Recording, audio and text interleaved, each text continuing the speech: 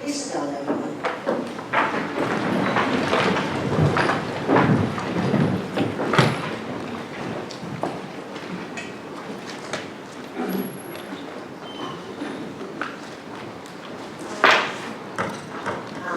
First item on the agenda tonight is the election of chair for the 2023-24 municipal year. Can I invite nominations for the position of chair, please? Thank you, Councillor Lennon. Do you have a seconder? Thank you, Chair, yes. Thank you, Councillor Lott. Are there any other nominations? Councillor Lennon, would you like to speak to the motion? Yes, I'll be told I have to. Chair, I would like to propose my own colleague, Councillor Brian Burgess, for Chair of the Council. Having worked with Brian for over 20 years within the ward, it is at this moment that you realise how little you really know about the man, other than how patient he is, which some in this chamber could learn from. As an example, we all need to be patient when dealing with constituents, fellow councillors, and of course council officers. His background is varied. It includes working in insurance, education, and research. His education background as a college lecturer in environment and his hobby of diving are what drives his main interests within this council. As I mentioned, his main interest, which some would describe as more of a passion, is the environment. I've been told by others that he has been warning people of climate change, biodiversity loss, and increased pollution for nearly 30 years. When he was chair of the Environment Scrutiny Committee, we always tried to steer council to be proactive on environmental matters, especially the need to increase biodiversity within the borough and protect habitat. Some of his views are probably not to everyone's liking. Well, some decry building on agricultural land and say that development should take place on brownfield sites. He believes that any development should weigh up ecology and social needs before economic necessities. Brownfield sites are often areas of deprivation and may have been around for a long time, and the only area that residents have taught. The land itself, having not been touched for many, in some cases decades, may have biological diversity and more than agricultural land that has pesticides, herbicides, fungicides sprayed on it on a regular basis, eradicating wildlife and food webs. Not sure what a food web is, but someone will tell you later. That together with ripping out hedgerows to enlarge fields, and culverting any burdened stream. Having said all that, Brian would admit to getting it wrong at times. Like the time an Iberia resident complained about the weed growing next to his wall. It had grown 18 inches. He said he notified the council but do nothing about it. Brian promptly pulled out the weed. However, the resident was less than impressed, as Brian had pulled out one of his prized dahlias which he just planted. For which he apologised. The weed in question was on the other side of the wall. Brian has always been fair. He's a listener, and he always prepared to hear the views of others, even if he disagrees with what they say. We will always take their thoughts into consideration before coming to any decision. I believe he'll make an excellent chair and an ambassador for the borough. He is conscientious and thoughtful, and as I have said, fair. I therefore propose Councillor Brian Burgess for chair of the council. Thank you. Thank you, Councillor Lennon. Councillor Lott, would you like to speak? Thank you, Chair. And can I first of all compliment you on having completed a successful year in office as Chair of the Council, and particularly as Chair of Council meetings. I've been persuaded to second Councillor Brian Burris as Chair of the Council, and I'm actually happy to do so, not least because I know that he's got an ingrained sense of fairness and a commitment to doing the right thing. But actually there's more to Brian than initially meets the eye. Councillor Mulvenna has referred to Brian's commitment to the environment, but there are a couple of things he didn't mention about Brian and his activism in environmental matters. I've been told that when he was 13 or 14 years old, he had a couple of friends and they were concerned that developers were draining one of the ponds in New York Village to build the houses that are now Churton Park. The developers had a generator and a pump with a hose going from the pond onto the road's drainage gully. Practice I hope they wouldn't get away with today. And as I've said, this was when Brian was aged about 13 or 14, so it was before the days of surveillance cameras and drones and satellites watching everything. In fact, it was probably before the days of cameras, full stop. So the developers employed watchies, men watchmen who would sit in a cabin on site with a blazer or breezer, and for our younger colleagues, that's a fire in a metal drum. Posh people use them as barbecues now. And every night around, the watchie would keep watch on the site and all of its equipment. Now, at this particular site, every night around 6 o'clock, the watchie would turn on the generator and start pumping the water out of the pond. Every living thing went through the pump and out through the hose and onto the road. Now, Brian and his mates would collect the frogs, newts and sticklebacks and take them to other ponds behind Brooklyn Terrace and release them there. Frogs, newts and sticklebacks, you'll have noticed that there was no mention of leeches in that list. But of course they were developers, Beach the builders. At around 7 o'clock the night watchman would leave his cabin and go off to the Dun Cow pub in the village. Brian and his friends would use this opportunity to take the hose from the roadside and bend it round back into the pond, thus stopping the drainage and returning the bemused animals to where they had just come from seconds before after the journey through the hose had begun. You could almost sell tickets for that, couldn't you? The night watchman would return from the pub after an hour or so with a couple of bottles of brown ale and then bothered checking the pump or the pipe. This went on for some days, but unfortunately for them, they were in a losing battle and the pond was eventually drained. Like the other 95% of ponds since the end of the Second World War, he will tell you given the opportunity. So after his days as the Ken Livingston of New York, Brian grew up and became, amongst other things, a deep-sea diver. Not many people know that he and another diver made a film for the BBC programme Private Investigations about sewage pollution in the sea. They had intended a film of the aptly named Browns Bay, although I'm not too sure, I don't think that's why it was called Browns Bay. But the sea was so rough at the time they couldn't get in. The BBC producers needed to get underwater shots over the weekend and insisted that they travel up to St Abs, just over the border in Scotland. However, the state of the sea was just as bad, with visibility down to a couple of feet. Anyway, they spent around 4 hours of the weekend filming underwater. Brian was the cameraman, only to get a couple of minutes of usable underwater shots of fins disappearing into the murk and the occasional close-up of a diver's face mask. The documentary was shown on BBC Two, perhaps prematurely, but undoubtedly with a nod to the future. It was shown in June 1994. As Tommy has indicated, Brian is very much a community councillor and has spoken on a number of occasions on behalf of residents on the planning committee. He spoke against the development of Little on Park Lane, against the building of houses on Castle Park, against further tourist developments on St Mary's Island, and various ongoing developments in the Valley Ward. will achieve numbers as it once was, 3 discrete villages with fields in between.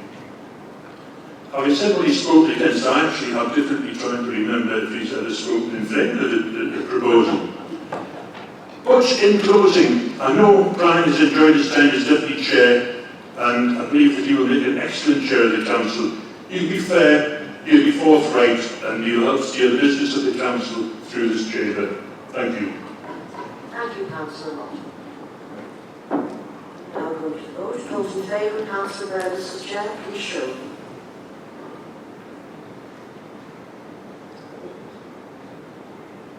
Thank you. Any against?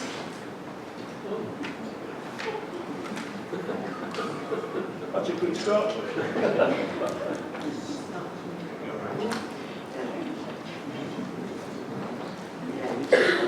Those in favour, 46. Those against, 7. Councillor Burgess is therefore elected as Chair.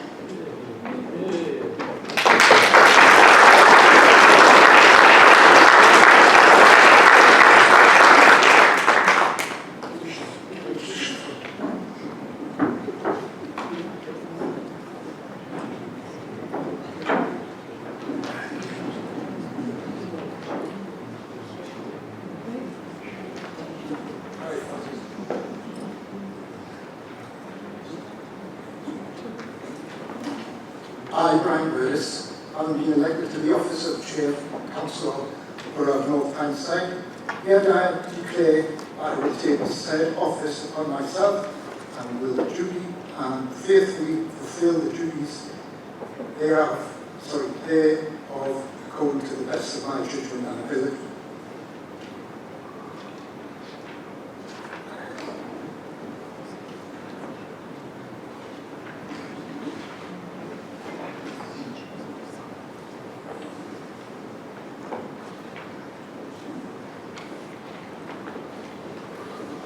Here we now have the election of the Deputy Chair for the 2023 to 2024 municipal year. Can I invite nominations for the position of Deputy Chair? Yeah, Councillor Stephen Cox. Can I have a seconder? Councillor Purley. Are there any other nominations? Would you like to speak? You told me I had to. Yes, I would like to. Thank you, Chair, and congratulations on your election as Chair of the Council. I'd like to propose Councillor Stephen Cox to be Deputy Chair of the Council. Many of you will know that Councillor Cox and I have been friends for many years, and I know he's more worried about this speech than I am. But it might have been so different. I first met Steve when he turned up at the Muncie local election selection meeting for the Labour Party in 1995. I was Secretary of Muncie branch at the time. However, it all turned out all right on the night, because what I didn't know until later, Councillor Cox spoke up for me, being the candidate, in his interview that night. And that just shows what an honourable person we have in Councillor Stephen Cox, and we've been friends ever since. He was elected to Tyneside Ward in 1995 as well for the local elections by 52 votes. The first of many close votes in Tyneside Ward, I believe. And I always know that Councillor Cox appreciated the honourable way in which Councillor Arkley acted that night by sticking to a pre-count agreement of no recount of anything below 50. And Councillor Cox was elected by 52. I know he does appreciate that to this day. Councillor Stephen Cox, has been a councillor for 25 years in a variety of roles in the Labour group and the council. And he has always put the residents first, acted with integrity and honesty, willing to give the time that the role demands in all of the roles that he held. Also, some extremely good personal qualities. He's a brilliant friend to have. He's kind, he's understanding, and very supportive. And he has to be, having me as a friend. Just one example I can share was in the 1997 general election, key members of the Tyneside constituency were invited down to the House of Commons in Downing Street after the election victory for a reception. Unfortunately, that day the train power lines were down. Once in a lifetime opportunity nearly missed. The Councillor Cox took a day's leave, but was all the way down, the four of us, and we're coming around in London all day while we attended this day because once in a lifetime opportunity, and I still appreciate what he did for us to this day.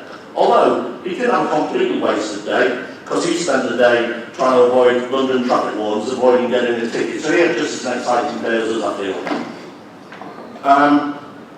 Unfortunately, time doesn't permit me to go into the speech-gating story, Chair.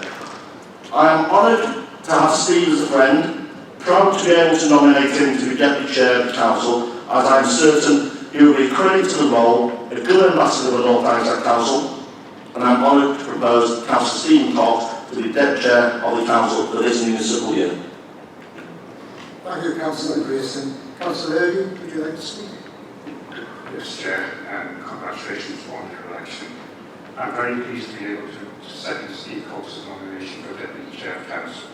I've known Steve for many years in his role as a councillor, Chair of the Council's Housing Committee and Cabinet Member for Housing, and most recently as a ward colleague following his recent election as a councillor for Cabinet Ward.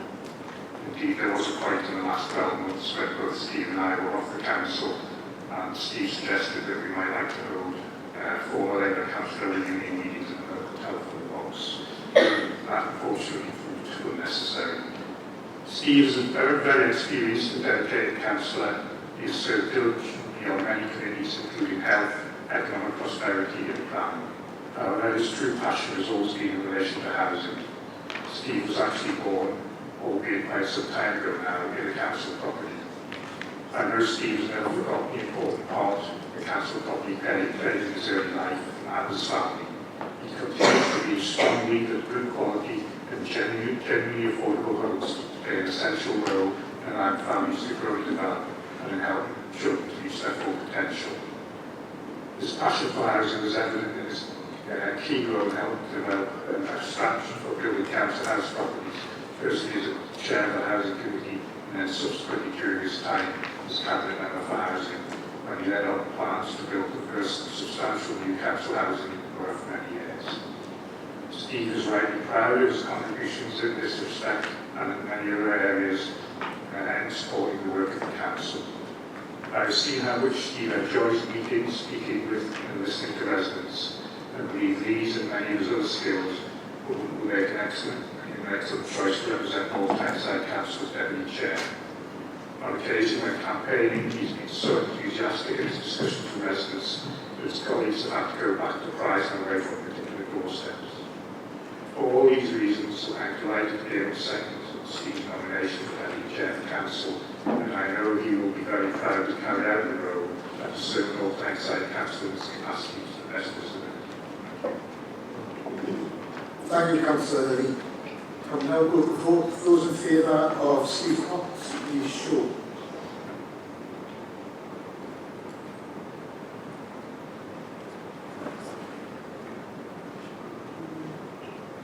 Okay, thank you. Those against?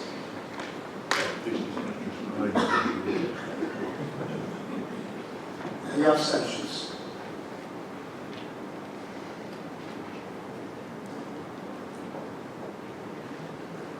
For Steve Cox and 7 against. No abstentions.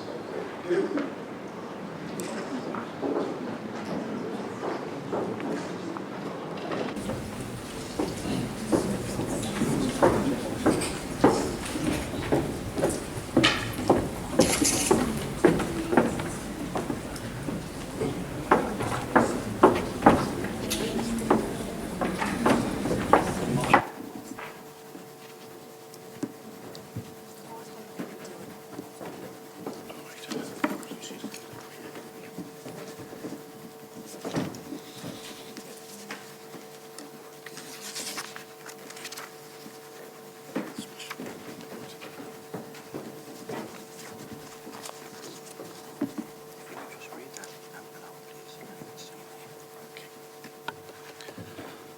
I, Steve Cox, having been elected to the office of Deputy Chair of the Council of the Borough of North Tyneside, hereby declare that I shall take the said office upon myself and will duly and faithfully fulfil the duties thereof according to the best of my judgment and ability.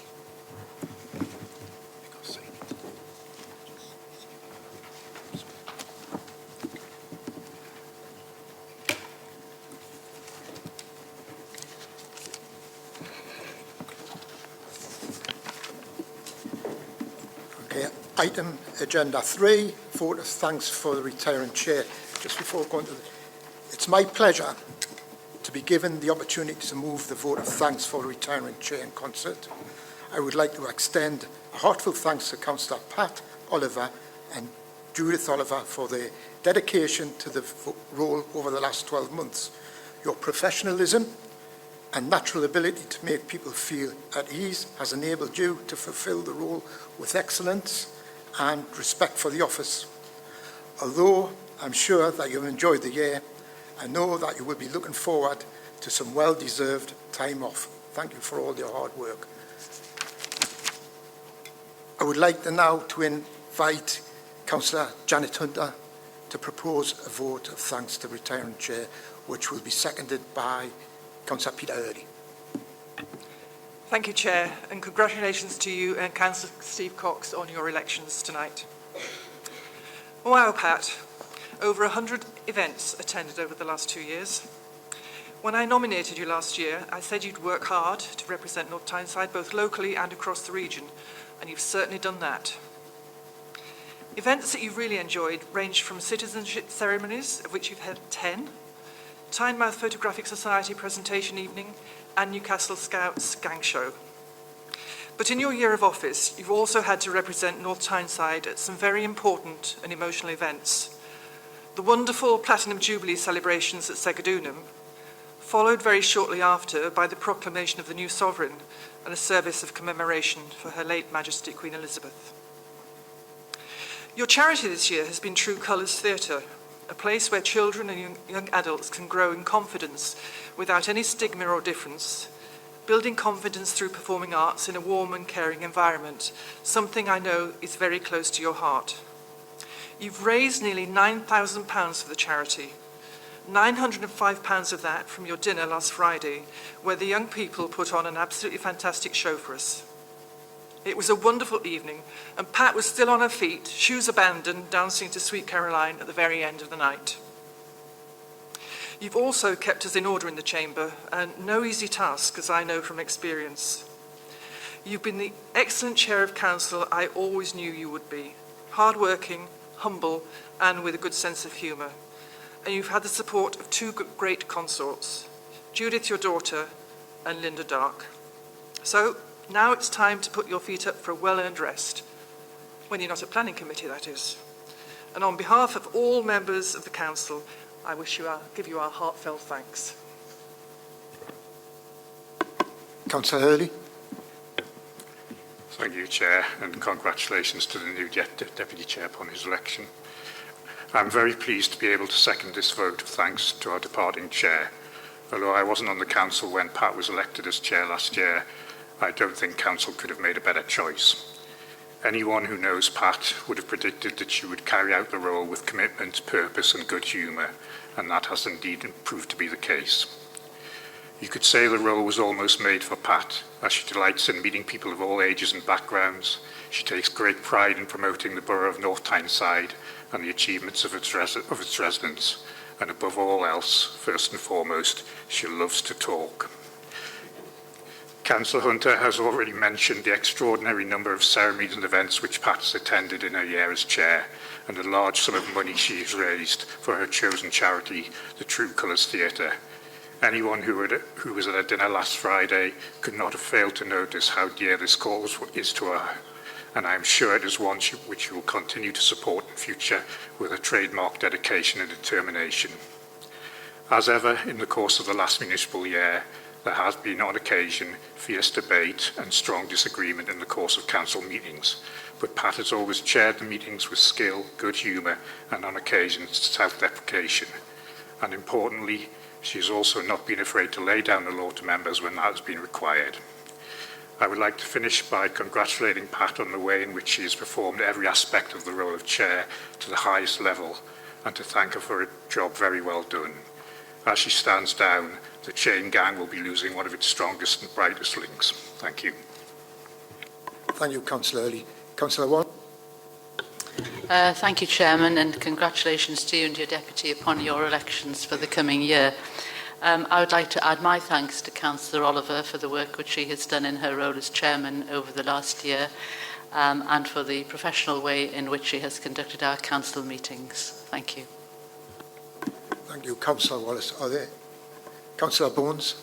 Thank you, Chair. I'd like to put on record the Conservative Group's thanks to Councillor Oliver for her year as Chair of the Council. She's kept us all in check and she's done a lot of amazing work with her charity, who I was pleased to hear at the State of the Area Conference last year. So thank you very much, Chair. Thank you, Councillor Bones. Councillor Oliver, would you like to say? I'm not sure I can speak after all of that. Thank you, Janet, Peter, Judith, Liam. Elected Mayor, Chair, Councillors and Officers. I would like to begin by congratulating our new Chair, Councillor Brian Burdis, and by wishing him and his consort, Carol, the very best for the year ahead. I know we will be in safe hands. I would like to thank the Council Chamber for appointing me last year and giving me the opportunity to represent the Council as Chair. This has been a year I have thoroughly enjoyed and one I will never forget. Representing the Council is an honour and a privilege, and as Chair I have had that privilege of going out into the community and experiencing firsthand the incredible projects, services and voluntary activities that exist in North Tyneside. The strength of our borough and its communities was once again highlighted during the Spirit of North Tyneside programme and the awards. It is always so lovely to hear how we as a community and individuals continue to come together and support each other. Not only am I proud to have represented our borough as Chair, I am also proud to be part of it as a resident. I have met some great people during my time as Chair and had the chance to attend some fantastic and historic events such as the Queen's Jubilee celebrations at Segadunum. I had to act at short notice as MC for the evening, as those who were going to perform the role both came down with COVID. I don't know what the audience thought, but I had great fun. The service for 141 years of the Fisherman's Mission I attended, the proclamation of the new sovereign, service of commemoration for Her Majesty Queen Elizabeth, Trafalgar Day, Spirit of North Tyneside Awards, citizenship ceremonies, Holocaust Memorial Day, Whitley Bay Rotary Club's Civic Cups, presentation evening, St. George's Day service and parade, Workers' Memorial Day. They're just some of the few events that I've had the privilege of attending. I've just learned, well, Janet mentioned the figures for True Colours Theatre, and hopefully we're going to reach 9,000. And I've just learned today that they've been in London and received an award from the Department of Education for their half-term activities, which is fantastic. I'd like to congratulate them. I'm hugely grateful to my consorts, Judith, Linda and Janet, who've supported me all the way. Thank you. I love you all.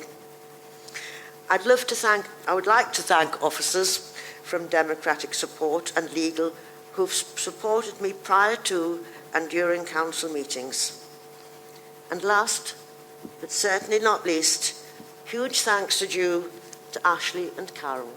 None of this would happen without their help. They're always smiling and they've been truly amazing, and I can't thank them enough. Thank you.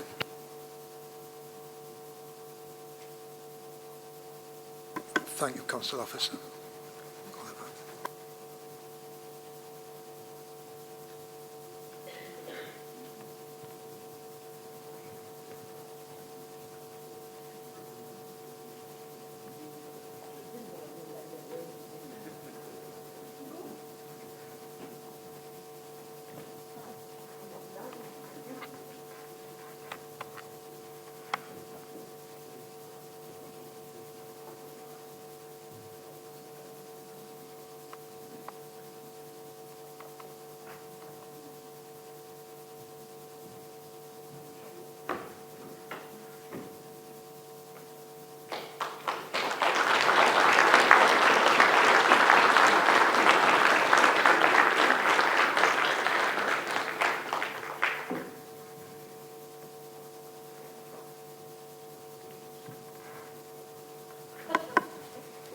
Okay, we're going into, just before we go into item number 4, apologies, I just want to say a few words just about my approach to chairing council meetings.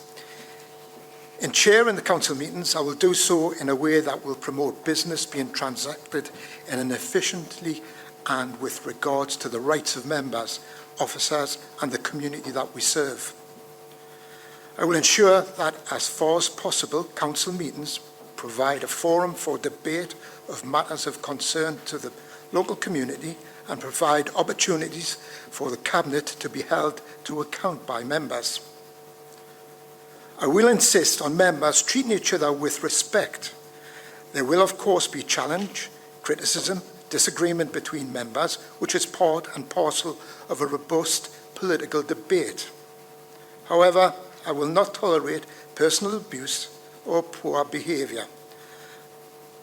I would remind members that this authority has a legal duty to promote and maintain high standards of conduct by members, and we are all bound by the 7 principles of public life, which includes showing leadership by actively promoting and robustly supporting those principles. I would also remind members that they can raise a point of order at any time, but that point raised can only relate to an alleged breach of council rules of procedure or the law. The member raising a point of order must indicate the procedure rule or law that they say has been breached. If a member does not agree or takes offence at something that has been said by another member, that is not a point of order. If I consider a member to be acting inappropriately or offensively, I will draw that to the member's attention, and if their behaviour continues, then I will deal with that by moving that a member not be heard or ultimately removed from the meeting if their misbehaviour continues. It goes without saying that I will undertake the role of chair, which is a great honour and a position of responsibility, in a fair and even-handed manner, and would remind members that my interpretation of the rules of procedure and other decisions that I take are final and are not open to challenge. Thank you. Right, apologies. I've got apologies from Councillor Linda Bell, Councillor Karen Clark, Councillor Julie Griffiths and Councillor Andrew Sport. Are there any other councillors? Oh, I've got Carrie Bell as well. Any other apologies? Councillor John Hunter. Councillor Erin Parker Leonard's been taken suddenly ill. John Hunter. Okay, is that it? Right, declarations of interest and dispensations. Can I remind members if they have any registrable and non-registrable interest in matters appearing on the agenda and the nature of the interest they must verbally declare in respect of any items of business to be discussed at this meeting and the nature of such interests. You are also invited to disclose any dispensation from the requirement to declare any registrable and non-registrable interests that have been granted to you in respect of any matters appearing on the agenda. Does any members have any interest to declare? No. Excellent. Item 6, the minutes. Can I ask the Council to confirm the minutes of the meeting held on the 16th of March 23? The minutes have been previously been circulated. Great. Excellent.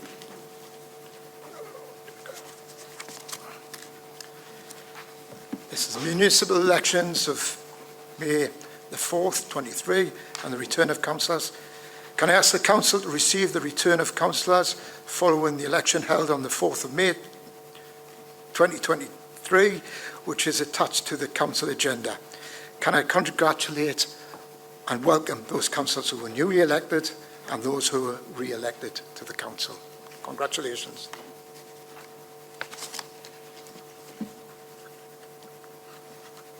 Item 8, an address by the elected Mayor, including the Cabinet composition and declaration scheme.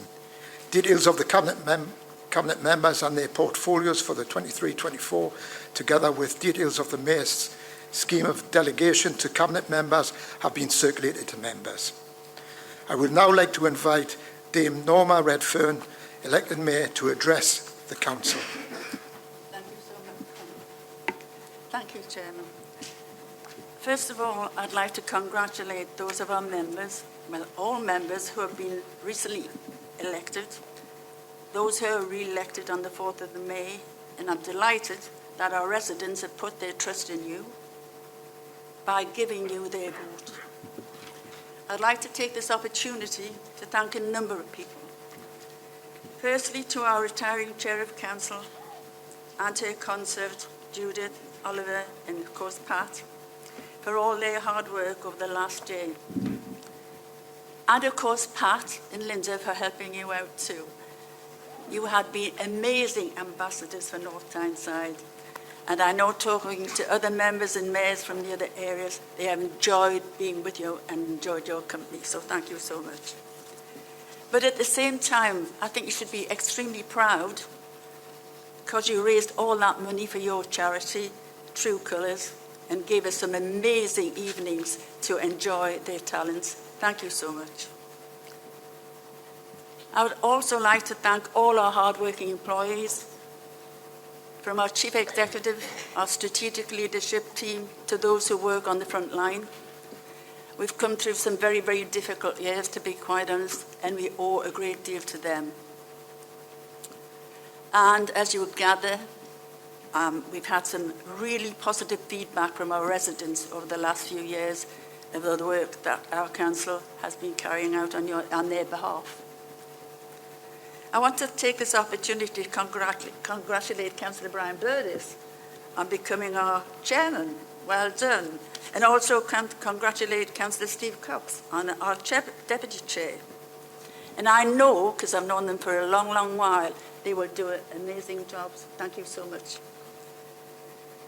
As we move into a new council year, and I am more than ever, determined than ever, that our cabinet, my cabinet, the wider council, can build on our achievements and our successes and deliver the things that really matter to the residents.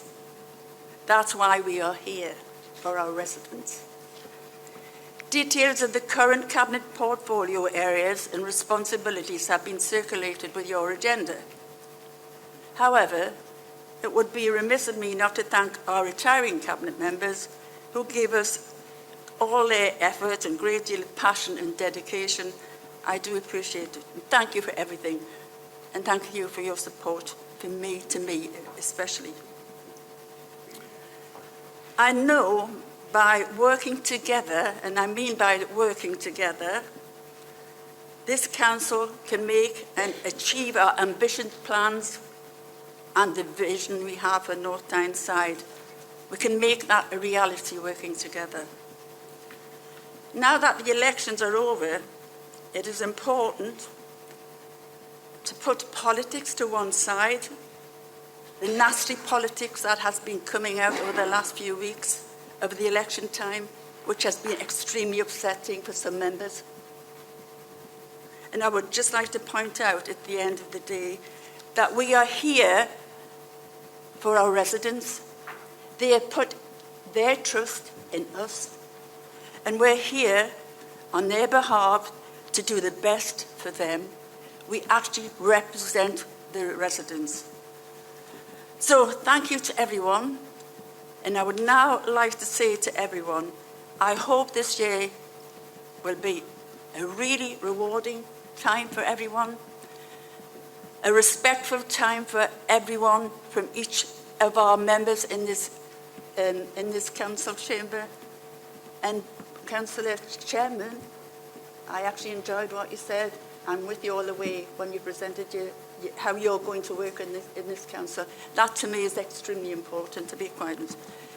We need to respect each other. We need to respect what we're here for and what we stand for. And if we can do that, I think we'd get a lot more done, to be quite honest. But what I am proud of, as the Mayor of the North Tyneside, is that last year we had 51 seats after the election and some really underhand, I felt, negative canvassing, which upset me greatly and upset many of my neighbours, we still have 51 seats. So thank you to the residents of North Tyneside who stayed with us. Thank you so much indeed.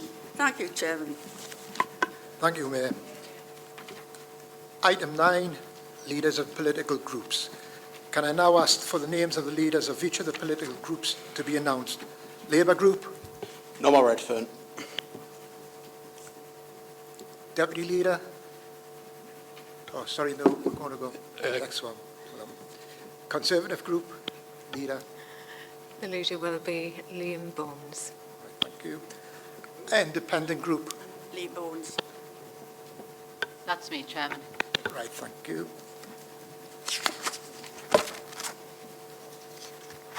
Right. I jumped the gun before. We're going on to deputy leaders now. So can I ask the groups to name their deputy leaders, please? Labour Group?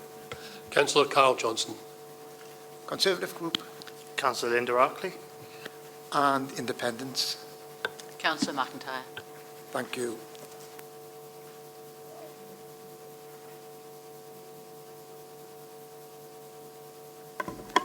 Item 11, the annual review of the Constitution, which is on your agenda pages 15 to 104. Can I invite Councillor Carl Johnson to move the recommendation as set out in the report? Thank you, Chair. The Constitution sets out the authorities approach to decision-making, delegated processes, standing orders and our code of conduct for elected members. North Tyneside Council's Constitution is reviewed at least annually. There's an established process for this review. A politically balanced Constitution Task Group is convened to look at every proposed change in detail. The Constitution Task Group is supported by officers who give professional advice regarding all suggested changes which have been put forward. Following the most recent review, the Task Group agreed that a number of changes are necessary to ensure the Constitution is up to date and that these changes should go forward to the Annual Council for a decision. In the report before Council this evening, these proposals are set out in detail, and the changes reflect the legal requirement which must be complied with and or good practice which has been recommended to the authority. To ensure that our Constitution remains up to date and fit for purpose, it is recommended that all changes set out in the report before the Council this evening are agreed. Thank you, Chair. Do you have a seconder? Yes, Chair. Okay, Councillor Dodd. Do you wish to speak? No. Okay. Are there any questions? No questions. I'll now invite members to speak on the motion. Nobody? We'll now go to the vote. Those in favour?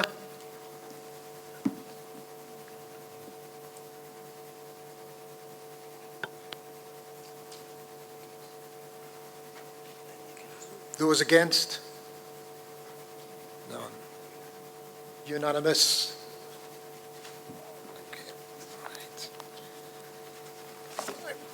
Item 12 on the agenda, annual appointments 23 to 24, which is on agenda pages 105 to 126. Can I invite the elected mayor to move the recommendations? Thank you, Chairman.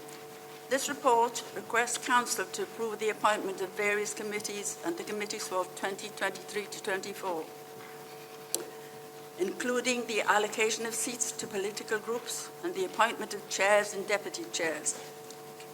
It also sets out the appointment of representatives to serve on non-executive outside bodies.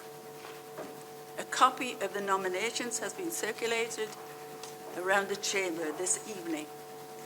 I would now ask Council to approve the recommendations as set out in section 1.2 of the report. Thank you. There might be a second. I'll get a seconder on that. Second, reserve the right to speak, Chair. Any other nominations? Councillor Liam Bones. Thank you, Chair. I'd like to nominate Councillor Chris Johnson, a retired school teacher, for Deputy Chairman of the Family Friendly Subcommittee. Electing him will bring balance to the scrutiny function of this Council. For too long, the ruling party has held all of the committee chairs and deputy chairs. This gives them an unparalleled ability to protect their own cabinet members from difficult questions. In this year's elections, the Conservatives bucked the national trend in North Tyneside and gained a seat from Labour, Collingwood Ward is now one of the safest Conservative seats in the region. Overall, the Conservatives won 15% of the seats in May, so how can it possibly be right that we get 0% of the committee chairs and deputies? When I raised this at our last AGM, Councillor Carl Johnson, said that we ought to bring a constitutional amendment, which we did. Unfortunately, this was rejected by a committee of Labour councillors cooked up in some back room to ensure that their cabinet is beyond reproach. So once again, we bring this amendment, giving the Conservatives a proportional number of chairs, just like in Newcastle, Sunderland, Northumberland and hundreds of other authorities around the country. It's time that Labour stopped marking their own homework and had the courage to face questions from opposition members. Thank you, Chair. Okay. Thank you, Councillor Bones. Do you have a seconder for... Sorry. Are there any questions? A seconder for you? Right, okay. Are there any questions? I'll invite members to speak on this motion. Councillor Wilson. Thank you. I found this motion a little bit curious. As a committee chair, the members of the committee who are the least reliable to show up appear to be the Conservatives who sit on the committee, and the members of the committee who are least likely to speak in the meeting and ask any questions and use their opportunity for scrutiny is the Conservatives who sit on the committee. So I'm amazed that they want to actually have a role on the committee if they can't even be bothered to participate in it. Okay, thank Councillor Carl Johnson. Thank you, Chair. Quite simply remarkable from Councillor Bones on his first act as the Conservative group leader. The backroom committee that Councillor Bones accuses of setting these rules is one that he is a member of but didn't show up to the meeting. Ironically, he also just voted for these changes to the Constitution in the last item. Absolutely remarkable, Chair. The Labour group will always be open to scrutiny and has always been, Chair. For lots of years, when we were in opposition in this council, we tried to get opposition chairs, and we were turned down with backroom deals between the Tories and Lib Dems in North Tyneside. We'll always be open to scrutiny. You can't continue to scrutinise, and we continue to ensure the highest levels of scrutiny. We went through a scrutiny review last year, which said so. We are implementing changes to that scrutiny review to go further and ensure we can continue to have the highest levels of scrutinies on our council in North Tyneside. But for Councillor Bones to make snide political points in his first act as leader doesn't bode well for the rest of the year, Chair. The Labour Group will be voting against Councillor Bones' motion. Thank you, Councillor Johnson. Elected Mayor. Can I just actually say something that regarding how booked the trend? Apparently the Tories thought they booked the trend because they won one seat. Did they not remember they lost one seat? Let's be honest about where we are once again. I just want to say that at the end of the day, Chair, I want to just go to the vote, if that's okay. Thank you. Thank you. I'm going to go to the vote for a vote on committee item 3, which is a family-friendly and subcommittee, and the chair, the nominations are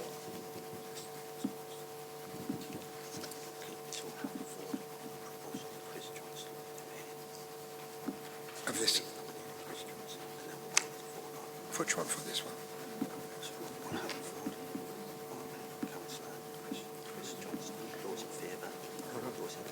Right. Okay. Okay, so we're going to have a vote on Chris Johnson for chair. Sorry, Chair, it was Deputy Chris. Chair. Deputy Chair. Favour? 7. Those against?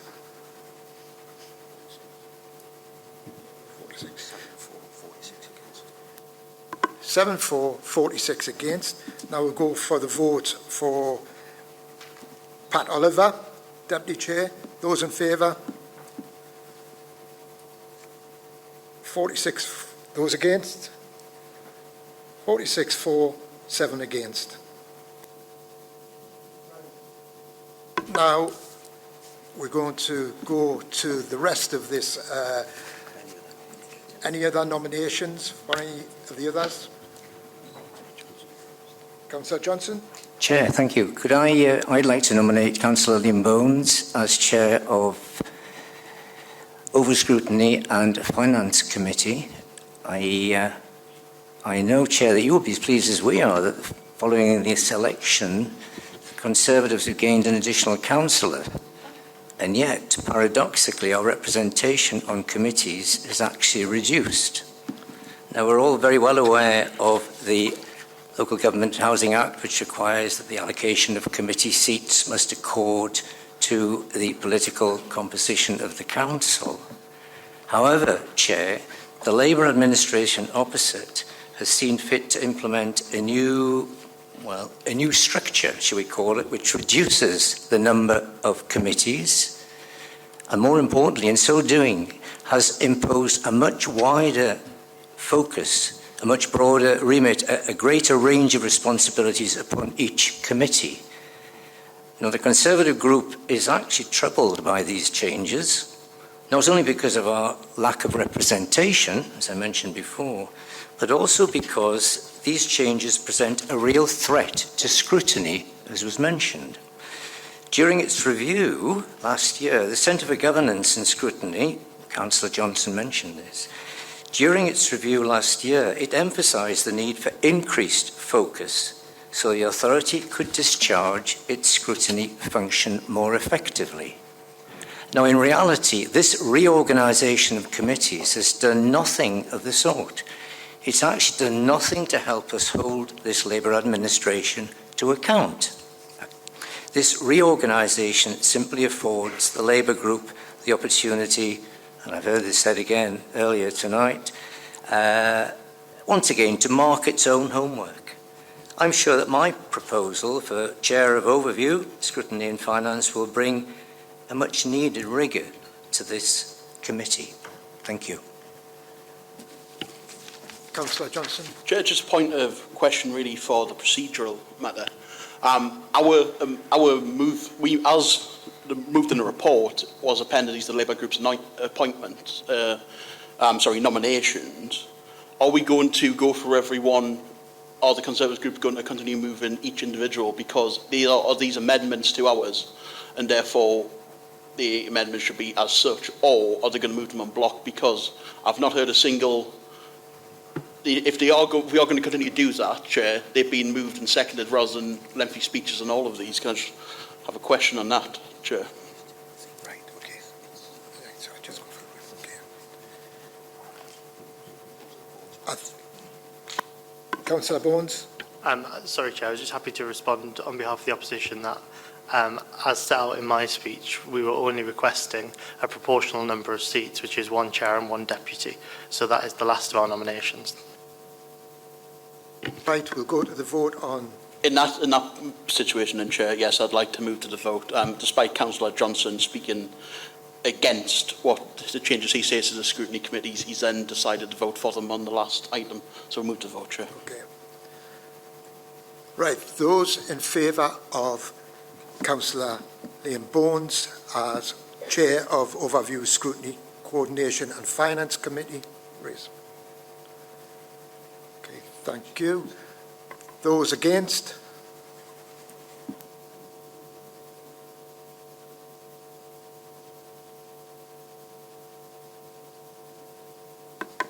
Seven for and 46 against.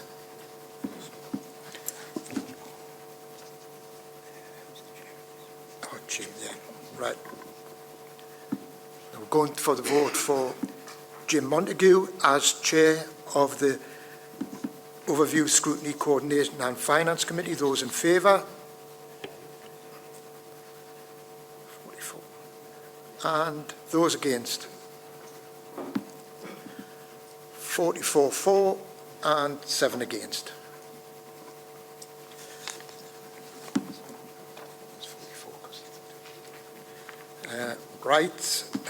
For the other nominations, can we agree the rest of the list? Agreed. Thank you.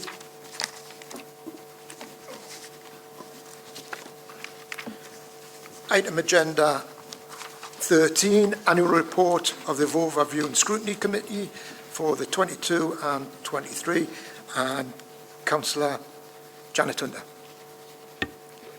Thank you, Chair. Very apt agenda item at the moment. I'm pleased to introduce the Overview and Scrutiny Annual Report for 2022 to 23. The report provides a summary of the work of the Overview, Scrutiny and Policy Development Committee and its subcommittees. It highlights the involvement of scrutiny in policy development and sets out some of their achievements through the various pieces of work undertaken during the year. This has included an ongoing role in scrutinising the response of the local authority and partner agencies moving on from the pandemic and the continued recovery and future development of services. Whilst all the work the committees undertake is important, I'd like to highlight two particular areas of work from this year. The All-Party Task Group into Storm Arwen, requested by full council, and the All-Party Budget Scrutiny meetings, both of which took place over 2 days and made important recommendations. I'm also pleased that since receiving the positive report from the Centre of Governance and Scrutiny, we've begun to move forward to look at how we can continue to improve our scrutiny process and be that all-important critical friend, and I look forward to that continuing. As Chair of the Committee during the last year, I'd like to thank the elected Mayor, members, co-opted members, officers and representatives of our partner organisations for their support and contributions to the scrutiny process over the past year. And I'd personally like to thank Councillor Hall for stepping in as Vice Chair and taking the Chair on a number of occasions when I was unable to be there. Council is recommended to note the annual report. Thank you, Chair. Thank you, Councillor Hunter. Are there any questions? I'll now invite members to speak to the report. Thank you, Councillor Hunter, for the report.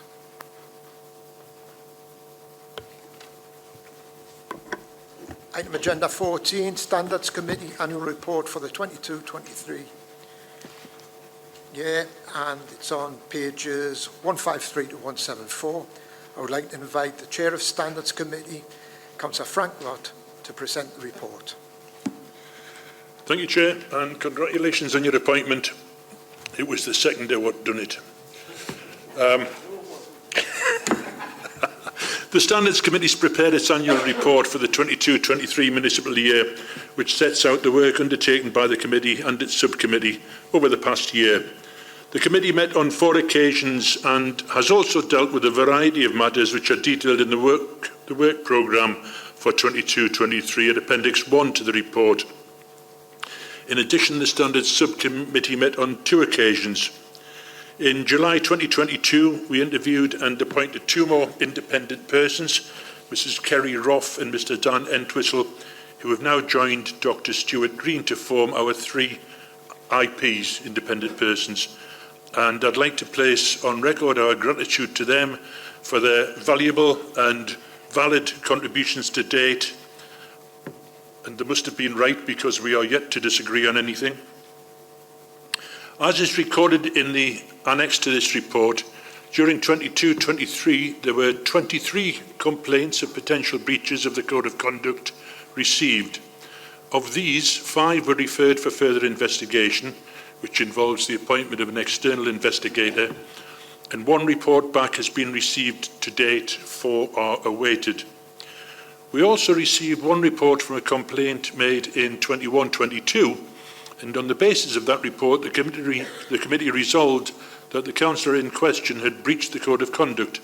That councillor asked for the finding to be reviewed by an independent person from another authority, and I'm pleased to say that after this further consideration, our original decision was upheld, resulting in the councillor undertaking further training on the Code of Conduct and issuing an apology to our former head of legal services.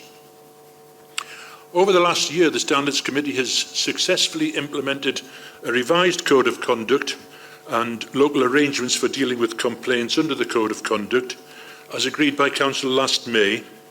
with the aim of ensuring that good governance and ethical standards continue to reflect our best practice. This work will continue as we consider a work programme for 23-24 at the first meeting of the new municipal year in June, and this will include consideration of the misrepresentation and manipulation of stories and events on social media, which is increasingly overtaking and overshadowing honest debate and exchange of views in the political arena. In closing, I'd like to thank the officers who have advised and supported us in our work this last year, and I submit this annual report, which was considered by the Standards Committee at its meeting in April, to Council for information, and Council is recommended to note and receive it. Thank you. Are there any questions to the report? Anyone wish to speak on the report? Councillor Ollie Scargill. Thank you, Chair. I speak to put on record the Conservative group's concerns about the abuse of the Standards Committee. Over the last year, we have seen members of the committee use it as a kangaroo court to achieve political aims and sordid, career-ruining headlines. Reasonable acceptance of wrongdoing should be dealt with prior to a full hearing, but Labour members have blocked it, as well as ignoring the advice of the independent person. Under Councillor Frank Lott's watch, this committee has served his party rather than the principles of natural justice. Even worse, this does not come for free. Thousands have been spent on legal fees to aid Labour's witch hunts. This is not a Standards Committee, it is a Punish the Tories committee that serves the Labour Party, and it must be reformed to gain the confidence of opposition members and the public. Thank you. Elected Mayor. Can I just make it clear, and will our lawyer explain this to me? These cases that we're talking about go to an independent, entirely independent person? They do, Madam Mayor. There is a sifting process, if you like, in the sense that the monitoring officer will assess complaints that come in. He does that after taking the views of an independent person. If there's a decision that the matter should go forward for investigation, it is, as you say, dealt with primarily by an external independent investigator. When that report is completed, again, depending on what the outcome is, there's further feedback from an independent person before it goes forward for the Standards Committee or a Standards Subcommittee to make a decision based on the outcome of a report and obviously being cognizant of any views from an independent person. And if the person is still unhappy after the independent report, there is an access to some kind of appeal procedure, or can they Point of order, Chair, we're on speeches rather than questions. Pardon? I'm asking the question, Councillor Bones. Sorry. I'm just wondering that if the person is not Sorry, happy... Chair, I raised a point of order there. What's the point of order? Under the Constitution, we have moved from questions to speeches, Chair. The Mayor isn't making a speech, the Mayor is asking questions. I think I'm being asked to provide legal advice, so I'm providing legal advice. I'm trying to just set out the process. There is no right of appeal as such under the legislation, but we have purposely built into our local arrangements that there will be a review process, and it does include an independent person from a neighbouring local authority if that goes that far. Thank you so much. It is important that everybody understands that. Thank you. Councillor Frank Lott. Thank you, Chair. With regards to the case from 21-22 that came through to us this year, which resulted in... Point of order again, Chair. Councillor Lott has already spoken. He gets the right to reply at the end, but other speeches come before the... Chair, no one else had indicated.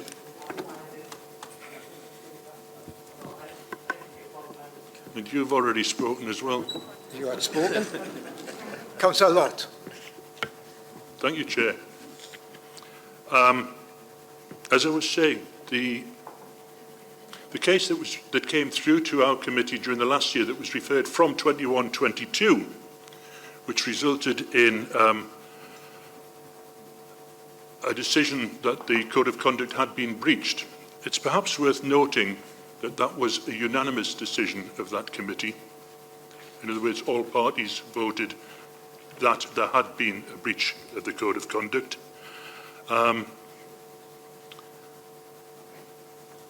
With regards to allegations of it being a kangaroo court, I'm not going to dwell on that. I think such comments say more about the speaker, the person who said that, than the committee itself. Thank you. Thank you all for the report. We're moving on to agenda item 15 now,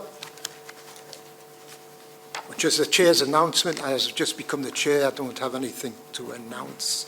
So we'll move on to agenda item 16, which is the elected mayor's announcement.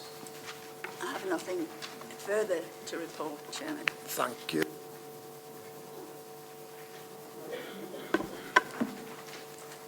That concludes tonight's meeting. However, keep your seats because we now have an extraordinary council meeting starting straight away.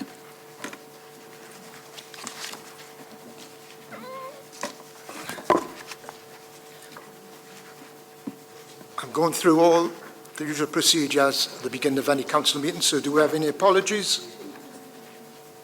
Are there the same apologies as previously? Councillor Dark has left, so don't put his apologies in. Okay.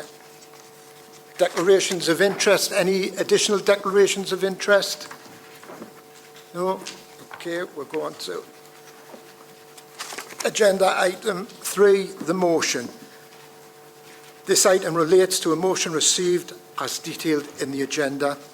The motion was signed by the elected mayor, Dame Norma Redfern, Councillor C. Carl Johnson, Councillors Linda Orkley OBE and Councillor Judith Wallace.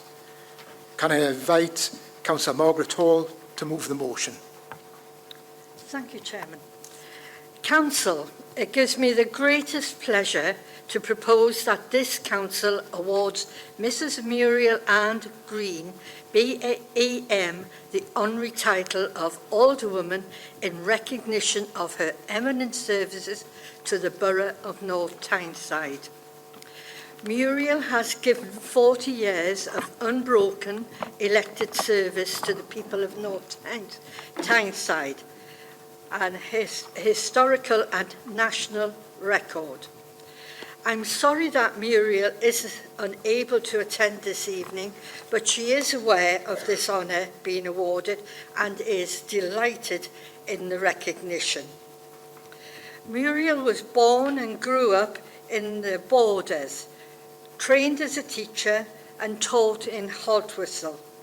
A highlight of her career was whilst on an exchange visit to the USA when John Kennedy was assassinated, an event which influenced her political thinking. Marriage took her to Cheshire and work brought the family to North Tyneside. Muriel has a family of 4 children and 8 grandchildren. Half of her family live in foreign parts, and she speaks of their different lifestyles with great pride. I well remember Muriel winning the seat in Wheatslade very clearly and her pleasure at becoming a councillor for that ward. I was instantly taken on a tour of Wheatslade and her lobbying for Wheatslade started then, and she is very good at lobbying. Our trips out became ladies who do lunch. I think we're quite famous for that. But during those lunches, we talk about the people and the problems of Wheatslade and Whitley, and of course North Tyneside. I have to mention Muriel's relationship with the local press. The editors of the local papers loved Muriel and were disappointed if they did not get a weekly missive for the letters page. Some of us might know that, but of any age we can recall Muriel's letters. In the days long before Twitter, Muriel had a huge following of readers and fans. Muriel was experienced in every area of council decision-making. A veteran of all major committees, her first love was education, and it was under her watch that North Tyneside achieved national recognition as an excellent education authority. Social services, housing, planning, all gained from her knowledge and understanding. Most recently, planning and chairing the Holocaust Committee took her energy and commitment. Muriel Green represented North Tyneside on numerous outside bodies, serving many years on public transport. Don't mention buses in front of Muriel. If you do expect an ear bending. Muriel is admired and respected by elected members from all the surrounding boroughs. Northumbria Healthcare Trust enjoyed the benefit of her wisdom for many years. She represented North Tyneside on the governing board, always being asked to go on special working groups and committees. Muriel asked the questions we all wished we'd asked, searching, intelligent questions which touched the core of the matter at hand. Muriel gave 100% of her time and energy to her role as a council member. When she got her teeth into a subject, we knew all about it. To list her achievements and interests over 40 years would turn this tribute into a long shopping list. What I want to stress tonight is the utter commitment and enthusiasm she gave to both the small issues and the large life-changing decisions she has been part of. I cannot think of anyone more worthy of this great honour of being made an alderwoman of North Tyneside than Mrs. Muriel Ann Green, BEM. I so move. Yeah. Thank you, Councillor Hall. Councillor Harrison, would you like to second this motion? Thank you, Chair. I would, and can I also congratulate you as becoming the Chair of the Council for the next municipal year. And I know it's a role that you will carry out with great distinction. Which brings me on to Muriel Green. Muriel has carried out her role as a councillor for Wheatslade Ward continuously since 1982. And at all times, she's done it with dignity, humility, attributes that the role demands. And Chair, therefore, I am more than happy to support Muriel's nomination as Free Woman of the Borough. Just to highlight a few of the things, I met Muriel in 1981 when we were both selected, along with Tommy Bryson, to be the candidates to stand in the newly formed Wheatslade Ward. That's when, following the reorganisation of the ward boundaries, where we still had 60 candidates, but we were changing the ward boundaries to the shape of those seats. Muriel and I decided to get ourselves known that what we would do was knock on every door in the Wheatslade Ward. We did that, and at the time, during the rain, the snow, and all those bad parts of Wheatslade. But more importantly, painfully about that, was that Muriel's left leg, she had tendon problems and was just overcoming those. I had recently broken my right ankle and was also overcoming those problems. So we both set about to knock on every door in Wheatslade, something we did and something I know was carried on by Muriel and myself throughout our time as councillors in Wheatslade. The other thing Muriel decided that would be a good idea, and bearing at the time the difficulty in printing newsletters and writing newsletters, was to produce a regular newsletter. Well, we were thinking a regular newsletter may be 3 monthly or what? No, to Muriel, it had to be a monthly newsletter. And every newsletter that Muriel wrote and put together was it was like buying the Times paper. that you could not get anything that was reduced in that. Everything was wrote down, you know. Everything that was going on had to be in that newspaper. And sometime I've tried to get her to reduce that, and I just never ever got through to that, to instead of writing it all that long term, to reduce it. But she's continued to do that, and we continue to do that, and we're successful. When she was elected in 1982, she was actually elected with 38 votes. That's what she won on, 38 votes. And she was hardly known in the ward. And she then decided, along herself, that what we would have to do, because she was elected, she was the last one on the list, it meant that she would be up for election in 1983. So what we decided to do was continue with that knocking on the doors and going around Wheatslade, to actually start to try and get her name known. And following on from that, and as history dictates, there's not a house in the ward that Muriel hasn't knocked on, not just once or twice, but certainly dozens of times. There's not a family in the street that probably doesn't know Muriel.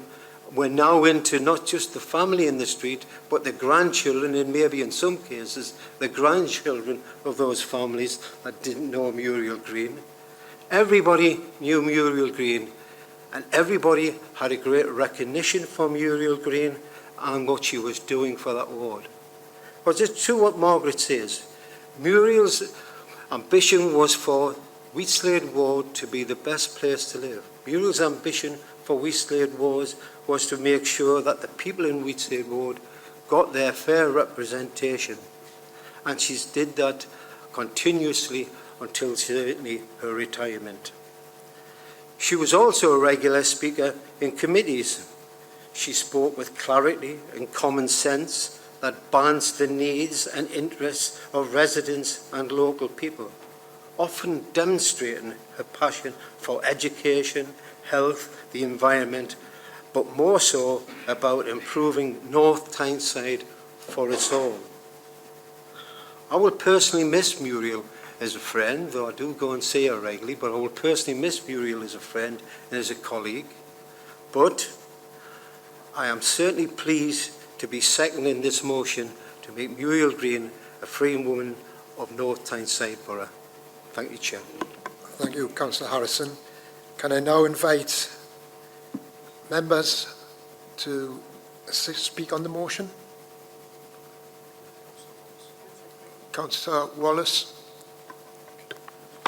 Thank you, Chairman. I'm happy to support this nomination. I've known Muriel for many years, and her commitment to her ward was undoubted.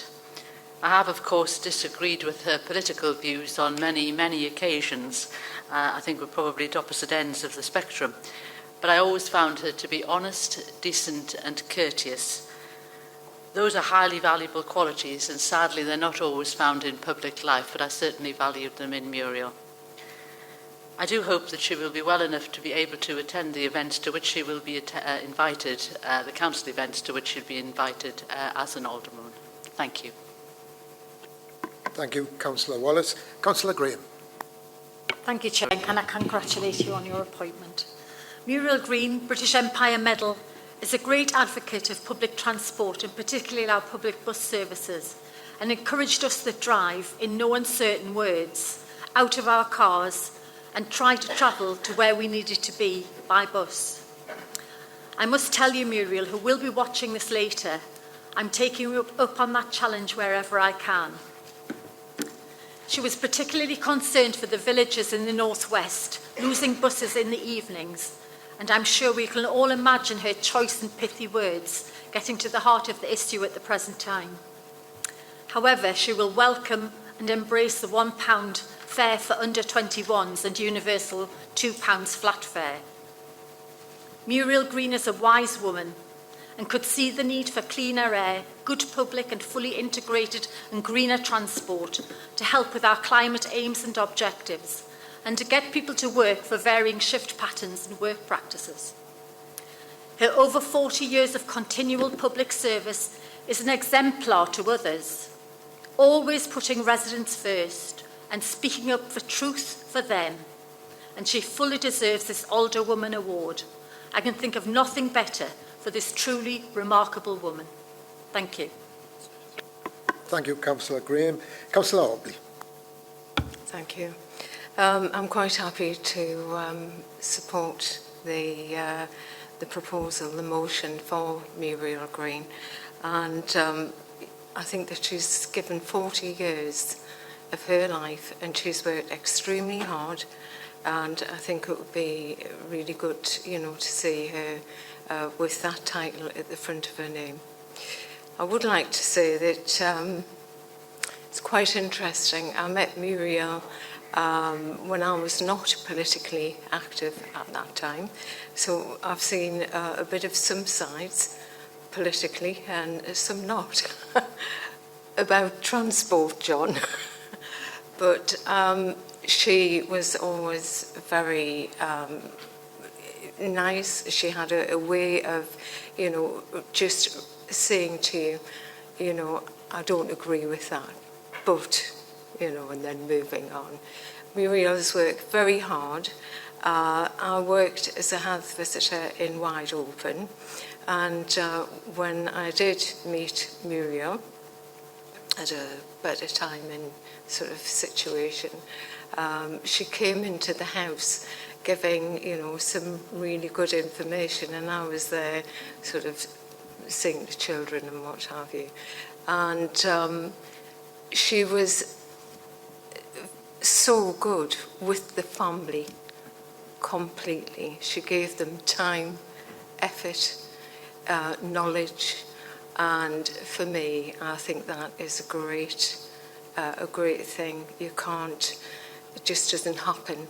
It's something that she has given and worked at for 40 years, and I think she, you know, it's good that we're bringing this forward, and that she will have that honorary alderman's note. And I think that we should think about ourselves in the future.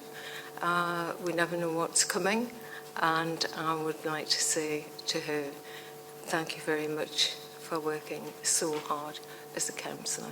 Thank you. Thank you, Councillor Oakley. And Councillor McMullen. Yeah, it's just a nice brief one. Obviously, growing up in Wide Open, Muriel's well known to nearly everybody you talk to. If you ever mention anything to the council, there was only one councillor, and that was Councillor Green. That seems to get mentioned most of the time.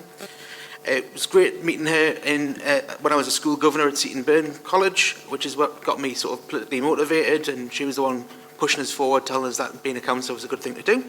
So it's her fault, so sorry guys. It's also, she's massively respected by the residents. I think one of the biggest things you had a problem campaigning as a Labour councillor in Wheatslade was everyone thought you were getting rid of Muriel and wouldn't want to vote for you. So you had to reassure them that it was not Muriel's, yeah, she was still here, don't worry about it. So it's quite a difficult campaigning when people thought you were stealing Muriel away from them. It just reminds us of the story of a proper councillor, as I call it. Just after getting elected, my grandfather asked me, when's councillor's surgeries on?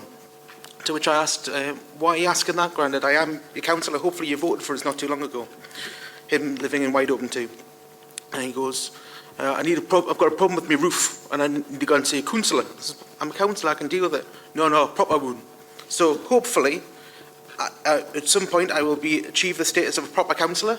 That was Muriel, a proper councillor, loved and respected by many people. And what we've lost as a councillor, we should hopefully gain as an alderwoman. Thank you, Councillor McMullen. And Councillor Thurloway. Thank you, Chair. Congratulations on your election and the election of your Deputy Chair. I'd like to thank Muriel for the advice, support and encouragement she's given me, especially when I first was elected at the age of 21. And not to make Councillor Harrison feel old, but you and Muriel were first elected 12 years before I was born. I thought you would appreciate that, Councillor Harrison. Muriel has given her life to public service, and this honour is well earned and well deserved. Thank you. Thank you, Councillor Thirlaway. Councillor Day. Thank you, Brian, and congratulations. Matthew, you've stolen my thunder there, because I was just going to say that I hadn't realised Muriel had been a councillor since before I was born, and as I am no longer young, it's no small feat. I just want to thank Muriel politically as well as personally. When I first got involved in the Labour Party before I was a councillor, Muriel was there. So I want to thank her for a friendship, a support, and also a love, because she was like a family member to me. I'd also like to say that I think one of my best memories ever was at mouth of the Tyne one year, and turning around asking where Muriel was, and looking around, and she was with her ever-present sidekick Margaret in the mobility restricted area with not just a glass but a bottle of wine in hand, dancing. So thank you very much, Muriel. Thank you, Councillor Day. Councillor Samuel. Thanks very much. Muriel, I would say, was a resident in Cullercoats in the later years as she moved into a bungalow, and I say that she was certainly a great source of advice to me when I first became a member for the ward. She was always letting me know some of the kind of local issues that were going on. She'd picked up on. She got to know her neighbours very quickly and became very popular. And it wasn't many days that I didn't visit Muriel and didn't walk away with either a cabbage or a cauliflower or some kind of vegetables she was growing as well. So she was very generous in that direction as well. But she was certainly a great help to me, a great benefit to me when I first became a member in that ward. And I'd just like to say thank you very much to Muriel for you've been a great inspiration. Thank you, Councillor Samuel. Mayor Redfern. Thank you, Chairman. I just agree with everything that's been said about Muriel. Who could not agree? But what did I like about Muriel? I liked Muriel because she was straight. She told you as it was. She didn't play games, but she didn't take offence if you didn't agree with her either. And that's something to be admired. What Muriel had, still has when I visit Whitslade, is respect. Respect of the residents. And when I go around anywhere in Whitslade, the first thing they say, well, where's Muriel? And you know, as a council, that's something to be achieved, really, isn't it? To be sort of what we should be working towards. Another thing about Muriel was the fact that she was a very determined lady, as you all know. And if she had something she wanted to do, she never gave up until it was actually achieved. And sometimes we have to remember that we all have to be quite determined to get to where we want to be. But one of the things that I really do admire Muriel for, and what I think everyone as a councillor would like to have, is respect. Respect from their residents in their ward. Respect from the fact that she worked hard. She listened to them. She knew when they were in trouble and would go out of her way to give them support and help. So all I'm going to say is I look forward to Muriel coming along to June. Is it June? Is the date she's coming along to? When's the date? Do you know? Pardon? Very good. Well, I look forward to that date, to be quite honest. Thank you very much. Thank you, Mayor Redfern. I think we'll now go to the vote. Those in favour? Those against? That was carried unanimously. Thank you. Sorry. Before we conclude the business, the legal needs to speak. Thank you, Chair. It's just to indicate to the various groups that we'll have the forms for you to sign to be members of your respective groups. So if you wouldn't mind signing those, hopefully tonight, we'll try and make arrangements for other members who aren't in attendance to sign if they're not here. Thank you. That's the end of business for the meeting. I'd like to thank you all for your attendance. Yeah, thank you.